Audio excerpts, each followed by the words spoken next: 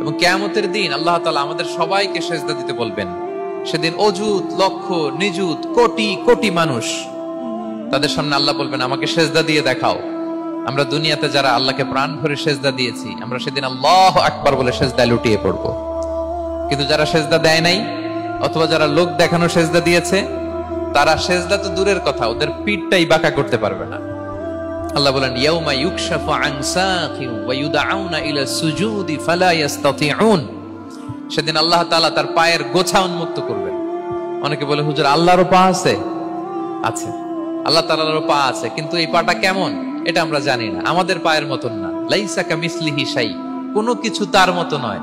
তো তিনি কার মতো? উত্তর হচ্ছে তিনি তার মতো। সেদিন আল্লাহ তাআলা তার পবিত্র পায়ের গোছা, পায়ের নলা উন্মুক্ত করবেন এবং আদেশ করবেন সেজদা দাও। আমরা সবাই আল্লাহু আকবার বলে সেজদায় লুটিয়ে পড়ব।